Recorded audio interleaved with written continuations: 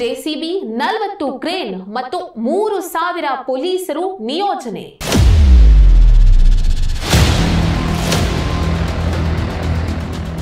ಮೊನ್ನೆಯಷ್ಟೇ ನಡೆದ ಕಾರ್ಯಾಚರಣೆಯಲ್ಲಿ 250 ಅಕ್ರಮ ಬಾಂಗ್ಲಾ ವಲಸಿಗರು ಪತ್ತೆ.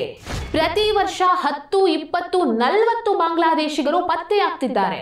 ಅಕ್ರಮ ಬಾಂಗ್ಲಾ ವಲಸಿಗರಿಗೆ ತಕ್ಕ ಶಾಸ್ತಿ ಮಾಡುವುದಕ್ಕಾಗಿ ಅಹಮದಾಬಾದ್ನಲ್ಲಿ ಮತ್ತೊಮ್ಮೆ ಕಾರ್ಯಾಚರಣೆ.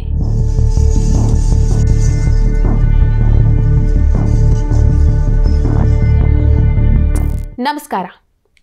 ಪೆಹಲ್ಗಾಮ್ ಅಟ್ಯಾಕ್ ಆದ ನಂತರ ಭಾರತ ಸರ್ಕಾರ ಭಾರತದಲ್ಲಿರುವಂತಹ ಅಕ್ರಮ ವಲಸಿಗರನ್ನ ದೇಶ ಬಿಟ್ಟು ಹೋಗುವಂತೆ ಆದೇಶವನ್ನ ನೀಡುತ್ತೆ. ಇದಾದ ನಂತರ ಅಹಮದಾಬಾದ್ ಮತ್ತು ಸೂರತ್ನ ಪೊಲೀಸರು ಒಂದು ಶೋಧ ಕಾರ್ಯಾಚರಣೆಯನ್ನ ನಡೆಸ್ತಾರೆ. ಈ ಶೋಧ ಕಾರ್ಯಾಚರಣೆಯಲ್ಲಿ 1000ಕ್ಕೂ ಅಧಿಕ ಅಕ್ರಮ ಬಾಂಗ್ಲಾ ವಲಸಿಗರನ್ನ ಬಂಧಿಸಲಾಗುತ್ತೆ. ಇದು ಮೊದಲನೇ ಹಂತದ ಶೋಧ ಕಾರ್ಯಾಚರಣೆ. ಈಗ ಅಹಮದಾಬಾದ್ನ ಪೊಲೀಸರು 2ನೇ ಹಂತದ ಶೋಧ ಕಾರ್ಯಾಚರಣೆಯನ್ನ ಪ್ರಾರಂಭ ಮಾಡಿದ್ದಾರೆ. ಅಕ್ರಮ ಬಾಂಗ್ಲಾ ವಲಸಿಗರು ಭಾರತಕ್ಕೆ ಬಂದು ಇಲ್ಲಿ ಅತಿಕ್ರಮಣ ಮಾಡಿರುವಂತಹ ಅದೆಷ್ಟೋ ಮನೆಗಳನ್ನ ಈಗ ಧ್ವಂಸ ಮಾಡುವುದಕ್ಕಾಗಿ ಪೊಲೀಸರು ತೆರವು ಕಾರ್ಯಾಚರಣೆಯನ್ನ ಪ್ರಾರಂಭ ಮಾಡಿದ್ದಾರೆ. ಈಗ 2ನೇ ಹಂತದ ತೆರವು ಕಾರ್ಯಾಚರಣೆ ಬಹಳ ಪ್ರಬಲವಾಗಿದೆ. ಈ ತೆರವು ಕಾರ್ಯಾಚರಣೆಯಲ್ಲಿ 2.5 ಲಕ್ಷ ಚದರ ಮೀಟರ್ ಭೂಮಿಯನ್ನ ಸಮತಟ್ಟು ಮಾಡಲಾಗುತ್ತೆ ಅನ್ನುವಂಥ ವರದಿಗಳು ಇದೆ. ಈ ತೆರವು ಕಾರ್ಯಾಚರಣೆಯಲ್ಲಿ 60 ಜೆಸಿಬಿಗಳಿವೆ, 40 ಕ್ರೇನ್ಗಳಿವೆ, 3,000 ಪೊಲೀಸರನ್ನ ನಿಯೋಜನೆ ಮಾಡಲಾಗಿದೆ. ಹಾಗಾಗಿ ಇದು ಬಹಳ ದೊಡ್ಡ, ಬಹಳ ಪ್ರಬಲವಾದ ಮೆಗಾ ತೆರವು ಕಾರ್ಯಾಚರಣೆ ಆಗಿದೆ.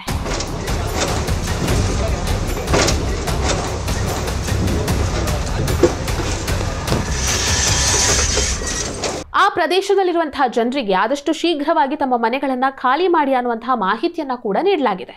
ಇನ್ನು ಅಹಮದಾಬಾದ್ನ ನಗರ ಪೊಲೀಸ್ ಆಯುಕ್ತ GS ಮಲ್ಲಿಕ್ ಈ ವಿಚಾರಕ್ಕೆ ಸಂಬಂಧಪಟ್ಟಂತೆ ಮಾತನಾಡಿದ್ದಾರೆ. 2025ರಲ್ಲಿ ಅಂದ್ರೆ ಮೊನ್ನೆ 250 ಬಾಂಗ್ಲಾದೇಶಿಗರನ್ನ ಸೆರೆ ಹಿಡಿಯಲಾಯಿತು. ಈ 250 ವಲಸಿಗರಲ್ಲಿ 207 ಜನರನ್ನ ಚಂದೋಲಾದಿಂದನೇ ಅರೆಸ್ಟ್ ಮಾಡಲಾಯಿತು. ಯಾಕಂತ ಹೇಳಿದ್ರೆ ಚಂದೋಲಾ ಸರೋವರದಿಂದ ಬಾಂಗ್ಲಾದಿಂದ ನುಸುಳುಕೋರರು ಅಕ್ರಮವಾಗಿ ಭಾರತಕ್ಕೆ ಬರ್ತಾ ಇದ್ರು. ಇಲ್ಲಿ ಪ್ರತಿ ವರ್ಷ 10, 20, 40 ಬಾಂಗ್ಲಾದೇಶಿಗರು ಸಿಕ್ಕಿಬಿದ್ದಿದ್ದಾರೆ ಅಂತ ಹೇಳಿ GS ಮಲ್ಲಿಕ್ ಹೇಳಿದ್ದಾರೆ. ಈ ರೀತಿಯಾಗಿ ಅಕ್ರಮ ವಲಸಿಗರನ್ನ ದೇಶದಿಂದ ಹೊರಗಟ್ಟುವಂತಹ ಕಾರ್ಯಾಚರಣೆ 2009ರಲ್ಲೂ ನಡೆದಿತ್ತು. ಇದಾದ ನಂತರ ಪೆಹಲ್ಗಾಮ್ ಅಟ್ಯಾಕ್ ಆದ ನಂತರ ಇನ್ನೊಮ್ಮೆ ನಡೆಯಿತು. ಈಗ ಮತ್ತೊಮ್ಮೆ ಈ ಒಂದು ಕಾರ್ಯಾಚರಣೆ ನಡೀತಾ ಇದೆ. ಮೊನ್ನೆಯಷ್ಟೇ ಒಂದು ಸಮೀಕ್ಷೆಯನ್ನು ನಡೆಸಲಾಗಿತ್ತು. ಆ ಸಮೀಕ್ಷೆಯಲ್ಲಿ ಬಾಂಗ್ಲಾದ ಅಕ್ರಮ ವಲಸಿಗರು, ನುಸುಳುಕೋರರು ಮತ್ತೆ ಭಾರತದ ಭೂಮಿಯನ್ನ ಆಕ್ರಮಿಸಿಕೊಂಡಿದ್ದಾರೆ, ಅಲ್ಲಿ ತಮ್ಮ ಮನೆಗಳನ್ನ ನಿರ್ಮಾಣ ಮಾಡಿಕೊಂಡಿದ್ದಾರೆ ಅನ್ನುವಂತಹ ಮಾಹಿತಿ ಹೊರಬಿದ್ದಿದೆ. ಈ ಬಾಂಗ್ಲಾದ ನುಸುಳುಕೋರರು ಚಂದೋಲಾ ಸರೋವರದ ಹತ್ರನೇ ಅಲ್ಲೇ ಇರುವಂತಹ ಕೆಲ ಪ್ರದೇಶಗಳನ್ನ ಆರಿಸಿಕೊಂಡು ತಮ್ಮ ಮನೆಗಳನ್ನ ನಿರ್ಮಾಣ ಮಾಡಿ ಅಲ್ಲೇ ವಾಸಿಸ್ತಾ ಇದ್ದಾರೆ ಅನ್ನುವಂತಹ ಮಾಹಿತಿಯು ಈ ಸಮೀಕ್ಷೆಯ ಮೂಲಕ ತಿಳಿಯುತ್ತೆ. ಹಾಗಾಗಿ ಈಗ ಮತ್ತೆ ಕಾರ್ಯಾಚರಣೆಯನ್ನ ಪ್ರಾರಂಭ ಮಾಡಿದ್ದಾರೆ. ಒಟ್ಟಾರೆಯಾಗಿ 6,000ಕ್ಕೂ ಅಧಿಕ ಅಕ್ರಮ ಬಾಂಗ್ಲಾದೇಶಿ ನುಸುಳುಕೋರರು ಭಾರತದಲ್ಲಿದ್ದಾರೆ ಅನ್ನುವಂತಹ ಮಾಹಿತಿ ಇದೆ. ಮೊನ್ನೆ ನಡೆದಂತಹ ಕಾರ್ಯಾಚರಣೆಯಲ್ಲಿ 250 ಅಕ್ರಮ ಬಾಂಗ್ಲಾದೇಶದ ನುಸುಳುಕೋರರನ್ನ ಪೊಲೀಸರು ಬಂಧಿಸಿದ್ರು.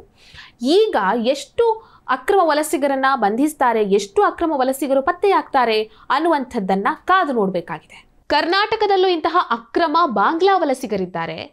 ಅವರ ವಿರುದ್ಧ ಯಾವ ರೀತಿಯ ಕ್ರಮಗಳನ್ನ ಕೈಗೊಳ್ಳುತ್ತೆ ಇಲ್ಲಿನ ರಾಜ್ಯ ಸರ್ಕಾರ ಅಂತ ಹೇಳಿ ರಾಜ್ಯದ ಜನರು ಎದುರು ನೋಡ್ತಾ ಇದ್ದಾರೆ.